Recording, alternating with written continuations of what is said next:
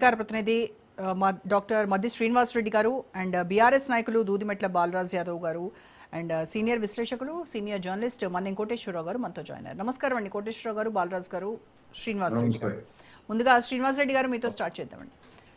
So కాసేపటి క్రితం CM Revanth Reddy తన అమెరికా పర్యటన కేంద్రం అనుమతి నిరాకరించినటువంటి విషయం పైన చాలాసేపు సుదీర్ఘంగా మాట్లాడారు. కేంద్రంపై బాణాలు ఎక్కుపెట్టారు. మొత్తం అంతా ఇది కేంద్ర చేసినటువంటి కుట్రగా ఆయన అభివర్ణించారు. అంటే విదేశాంగ శాఖ వాళ్ళు చెప్తుంది ఏంటి అని అంటే, ఈ పర్యటన స్కెడ్యూల్ అంతా కూడా సీఎం హోదాకు తగ్గట్టుగా లేదు. విదేశీ పర్యటనకు వెళ్లే ముందు ఎంఈఏ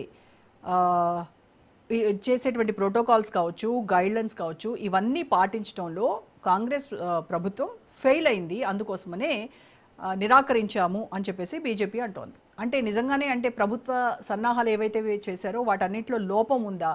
ఎందుకు సీఎం అమెరికా పర్యటన క్యాన్సిల్ అయింది? అటు యూకేకి మాత్రము పర్మిషన్ ఇచ్చి అమెరికాకు ఇవ్వకపోవడానికి రీజన్స్ ఏంటి అనుకుంటున్నారు? గుడ్ ఈవినింగ్ అండి స్వర్ణ గారికి, అదేవిధంగా అంటే రోజా గారికి, స్వర్ణ రోజా గారికి, అదేవిధంగా రాజేష్ గారికి, బాలరాజు గారికి, కోటేశ్వరరావు గారికి. చాలా స్పష్టంగా చూసాము. అంటే బీజేపీ ఎంత తెలంగాణ పట్ల ఎంత వివక్ష చూపుతుందో, ఎంత సౌతి తల్లి ప్రేమ చూపుతుందో చాలా స్పష్టంగా యావత్ భారతదేశం, ముఖ్యంగా తెలంగాణ ప్రజానీకం అంతా చూసింది. మొన్న రేవంత్ రెడ్డి గారిని అర్ధంతరంగా లండన్లో ఉన్న వాళ్ళని ఎన్నికరమ్మని చెప్పేసి మరి ministry of external affairs MEA ఆదేశిస్తాం మనం చాలా స్పష్టంగా చూసాం. ఇది చాలా సిగ్గుచేటు. ఇది ఏకంగా 4 కోట్ల తెలంగాణ వాసులను అవమానించడమని కూడా నేను చాలా స్పష్టంగా తెలియజేస్తాను. ఎందుకంటే ఇవాళ మోడీ గారు అయితేంది, మరి గుజరాత్ ముఖ్యమంత్రి అక్కడ అమెరికా కానీ లండన్, కెనడాకి దాదాపు 8 రోజుల ప్రోగ్రాం పెట్టుకున్నారు. అదే టైంలో రేవంత్ రెడ్డి గారు ప్రోగ్రాం పెట్టుకుంటే మరి ఇక్కడ కావాలని అడ్డుకున్నట్టుగా చాలా స్పష్టంగా అర్థమవుతుంది. ఎందుకంటే మనము తెలంగాణ రైజింగ్ అని పెట్టుకున్నాము. ఈ డిసెంబర్ 7, 8, 9 తారీఖులలో కూడా తెలంగాణ రైజింగ్ కార్యక్రమంలో భాగంగా ముఖ్యమంత్రి రేవంత్ రెడ్డి గారు, ఆయన విద్యాశాఖ మంత్రి కూడా, ఆ విషయాన్ని దయచేసి రాజ్ న్యూస్ ప్రధానికం గమనించారు.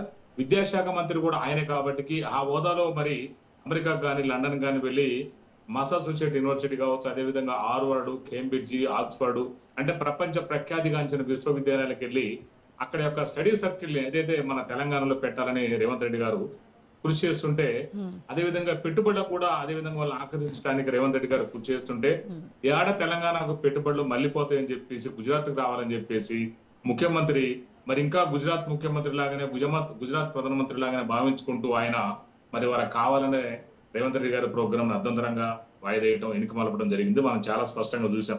రేవంత్ రెడ్డి గారు ఇందాక ప్రెస్ మీట్ దాదాపు ఒక 45 నిమిషాల ప్రెస్ మీట్ కూడా అందరం లైవ్ లో చూసాం. ఆయన స్పష్టంగా ఇది ఏకంగా తెలంగాణ రైజింగ్ కి ఇది ఒక వ్యతిరేకం. మనం ఎందుకంటే రేవంత్ రెడ్డి గారు ఒక విజన్ తోటి ముందుకు పోతున్నారు. 2034కి $1 ట్రిలియన్ తోటి, అదేవిధంగా భారత రైజింగ్ ఏదైతే ఉందో దానికి అనుకూలంగా వికసిత భారత్ అన్నట్టు, వికసిత భారత్ అనుకూలంగా తెలంగాణ రైజింగ్ 2047 కూడా మరి $3 ట్రిలియన్ ఆర్థిక వ్యవస్థ తీసుకొచ్చే దిశగా రేవంత్ రెడ్డి గారు ప్రయత్నం చేస్తుంటే, ఇవాళ ఖాళీల కట్టె పెట్టి మరి బీజేపీ కేంద్ర ప్రభుత్వం నరేంద్ర మోడీ గారు అడ్డుకుంటాం మనం చాలా స్పష్టంగా చూసాం. ఇవాళ సిగ్గుసేట అంశం ఏంటంటే, మరి ఇవాళ రాష్ట్రంలో ఉన్నటువంటి మంత్రులు ఎవరైతే ఉన్నారో కిషన్ రెడ్డి గారు కానీ, మరి రాష్ట్ర అధ్యక్షుడు రామచంద్రరావు గారు కానీ, మరి బండి సంజయ్ గారు కానీ ఎవరు కూడా వాళ్ళకే సపోర్ట్ చేయడం మనం చాలా స్పష్టంగా మీడియాలో చూస్తున్నాం. ఇవాళ అది వదిలిపెట్టి ఇవాళ మన యొక్క ప్రోగ్రామ్ ఎందుకు ఆపారని అడగడం వదిలిపెట్టి మరి వాళ్ళ 48 గంటల దీక్ష అని చెప్పేసి వాళ్ళ ఏదైతే టాపిక్ ని డైవర్ట్ చేసే ఉద్దేశం కూడా, ఏదైతే టాపిక్ డైవర్ట్ చేసే ఉద్దేశాలు కూడా మనకు చాలా స్పష్టంగా అర్థమవుతున్నాయి. ఇవాళ రేవంత్ రెడ్డి గారు ఒక్కడికైనా బాధ్యత, రామచంద్రరావు గారికి బాధ్యత లేదా, కిషన్ రెడ్డి గారికి బాధ్యత లేదా, బండి సంజయ్ గారికి బాధ్యత లేదా? వాళ్ళు తెలంగాణ వాళ్ళు కాదా? ఇంత కుట్ర జరుగుతున్నా కూడా బహిరంగంగా వాళ్ళు మరి ఎందుకు దాన్ని కప్పిపుచ్చే ప్రయత్నం చేస్తున్నారు? తెలంగాణ ప్రజల్ని మసిబూసి మారేడుగా చేసే ప్రయత్నం ఎందుకు చేస్తున్నారు? మీరు చాలా స్పష్టంగా రాజనీతి ప్రధానికం గమనించండి. ఇవాళ యాక్చువల్ గా రేవంత్ రెడ్డి గారు ఏమన్నారంటే, ఇది నేను ఆ దేశంలో లండన్ లో ఉన్నప్పుడే చెప్పొచ్చు నేను ఇలా అడ్డుకున్న దాన్ని, కానీ అక్కడ నేను చెప్తే మరి ఇతర దేశాల నుండి మాట్లాడుతున్నారు, చూసారు ఇండియాకి వ్యతిరేకంగా నన్ను దేశద్రోహి అంటారని చెప్పేసి గతంలో జరిగింది కదా, రాహుల్ గాంధీ వెళ్ళి విదేశాల్లో మాట్లాడినప్పుడు అదే కదా.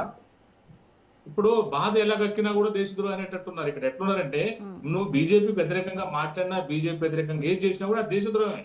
బీజేపీ వ్యతిరేకంగా చేస్తే దేశద్రోహం. మరి ఇదే రామచంద్రరావు గారు, కిషన్ రెడ్డి గారు మరి ఎందుకండి మా తెలంగాణ యొక్క పెట్టుబడులను అడ్డుకునే ప్రయత్నం చేస్తున్నారు? మరి ఎందుకు మా ముఖ్యమంత్రి రేవంత్ రెడ్డి గారి పర్యటన అడ్డుకున్నారు? మన అడిగేటోళ్ళు ఎవరు లేరు. వాళ్ళు దానికి వదిలిపెట్టి ఇక్కడ ఉంటాగా మరి రామచంద్రరావు గారు దీక్షలు చేస్తున్నారు. ఏం దీక్షలు? ఇప్పుడు జరిగింది ఏంటి? ఇలా దేశంలో ఉన్నటువంటి అమెరికా ఇవాళ ప్రపంచానికి పెద్దన్న పాత్ర పోషిస్తుంది అమెరికా. మనం అవునన్నా కాదన్నా అది మోడీ గారికి తెలుసు, రాజనీతి ప్రధాని గారికి తెలుసు. వాళ్ళ దగ్గరికి వెళ్ళి మనము ఆ ఎడ్యుకేషన్ హార్వర్డ్ కానీ అక్కడ ఉన్నటువంటి పెద్ద పెద్ద యూనివర్సిటీలు ఉన్నాయి, మరి ఆ యూనివర్సిటీలు ఇక్కడ స్టడీ సెంటర్లు పెట్టియొచ్చు కదా. అదేవిధంగా లాంగ్ టర్మ్ అదేవిధంగా అక్కడ ఆ సర్టిఫికేట్ కోర్స్ పెట్టవచ్చు కదా. మరి దానికోసం రేవంత్ రెడ్డి గారు చేస్తుంటే అక్కడ ప్రయత్నం చేస్తుంటే వాళ్ళు ముందు కావాలని తెలంగాణలో ఉన్న స్కూళ్ళు, కాలేజీలు, యూనివర్సిటీలు వీటి సంగతి చూడండి. ఇక్కడ రావాల్సినటువంటి ఫీజు బకాయిలు ఏవైతే ఉన్నాయో వాటిని సకాలంలో మీరు రిలీజ్ చేస్తానటువంటి టైంలో రిలీజ్ చేయలేదు. పైపెచ్చు మళ్ళీ విదేశాలకు వెళ్ళి అక్కడ యూనివర్సిటీలను ఇక్కడికి తీసుకురావడం కోసం ఎంయూలు కుదుర్చుకోవడానికి వెళ్ళడం కాదు అని ఇది ప్రతిపక్షాలు వాదిస్తున్నటువంటిది. మేడం చాలా స్పష్టంగా మీరు దయచేసి గమనించాలి. ఇవాళ హరీష్ రావు గారి ఇద్దరు పిల్లలు కానీ, అదేవిధంగా కవిత గారి ఇద్దరు పిల్లలు కానీ, అదేవిధంగా కేటీఆర్ గారి ఇద్దరు పిల్లలు కానీ అందరూ కూడా విదేశాల్లో చదువుకున్నారు. రేవంత్ రెడ్డి గారి ఉద్దేశం ఏంటంటే మన పిల్లలు అందరూ కూడా విదేశాల్లో చదువుకోలేరు కాబట్టి ఆ స్టడీ సెంటర్ తీసుకొచ్చి మన తెలంగాణ హైదరాబాద్ గడ్డ మీద పెట్టాలి, తెలంగాణకి విదేశీ విద్యా సంస్థలు పరిచయం చేయాలని రేవంత్ రెడ్డి గారు మీరు ఈ ఆలోచన మీరు దయచేసి రాజకీయ ప్రజానికి స్పష్టంగా గమనించండి. అందరం పోలింగ్ కదండి. ఒక ఎంఎస్ చేయాలంటే అమెరికాలో సహజంగా 40 నుంచి 50 లక్షలు ఖర్చు అవుతుంది. నాకు తెలుసు ఆ విషయం.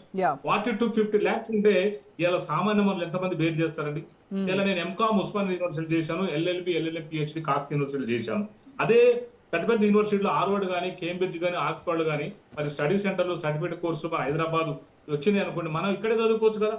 మనం తగ్గట్టుగా వాళ్ళు ఫీజులు పెడతారు కదా. సర్టిఫికేట్ కోర్సు ఏర్పాటు చేస్తే ఇప్పుడు నేను లాలో ఇంటర్నేషనల్ స్టడీ చేయాలనుకుంటున్నాను, నేను అమెరికా పోలేను, నా ఫైనాన్షియల్ సపోర్ట్ చేయదనుకుందాము, అదే హైదరాబాద్ పెడితే చేస్తా కదా నేను.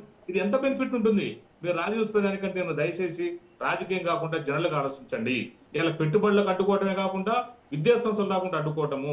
ఇక్కడ విద్యా సంస్థలు మనం మెరుగుపరుచుకుంటూ పోతున్నాము ఇవాళ. కానీ శ్రీనివాస్ రెడ్డి గారు, కేంద్ర ప్రభుత్వం అనుమతి నిరాకరించడంతో, అమెరికాకు వెళ్ళడానికి అనుమతి నిరాకరించడంతో దీన్ని మొత్తం గుజరాత్ వర్సెస్ తెలంగాణగా, తర్వాత 4 కోట్ల తెలంగాణ ప్రజల ఆత్మగౌరవానికి సంబంధించినటువంటి అంశంగా దీన్ని హైలైట్ చేసేటువంటి దీనిలో కాంగ్రెస్ చాలా సక్సెస్ అవుతుందని అనుకుంటున్నారు. కానీ ఇది బూమరాంగ్ అవుతుందేమో ఒకసారి ఆలోచించండి. మేడం మీరు గమనించాలి, ఇక్కడ గుజరాత్ వర్సెస్ తెలంగాణ జరుగుతుంది. ఇవాళ తెలంగాణ ఇవాళ చూడండి, నేను మొన్న కూడా పేపర్ లో చూశాను, అది డేటా కంపెనీ అమెజాన్ వాళ్ళది డేటా ఇంజనీరింగ్ సంస్థ అట, అది కంప్యూటర్ టెక్నాలజీ కాబట్టి అది. అలాంటి సంస్థ ఇవాళ అమెరికాలో ఉన్న తర్వాత సెకండ్ హైదరాబాద్ కి వస్తుందట. అట్లాంటి పేరెన్నిక గల సంస్థలు, ప్రపంచ ప్రఖ్యాతి గల సాఫ్ట్వేర్ సంస్థలు, డేటా సెంటర్లు, మరి గ్లోబల్ క్యాపబుల్ సెంటర్లు ఇవాళ మొత్తం భారతదేశానికి వస్తున్నాయి. భారతదేశం ఎక్కడికి వస్తున్నాయి? మన హైదరాబాద్కి వస్తున్నాయి. మనం చాలా స్పష్టంగా నేను ఆన్ రికార్డులు చెప్తున్నా, పేపర్ల వార్తాపత్రికలు చూసి చెప్తున్నా. ఇవాళ మనందరం చూస్తున్నాం. నిన్నగాక మన పేపర్లో చూసాం, అంత పెద్ద అమెజాన్ డేటా సెంటర్ హైదరాబాద్కి వస్తుంది.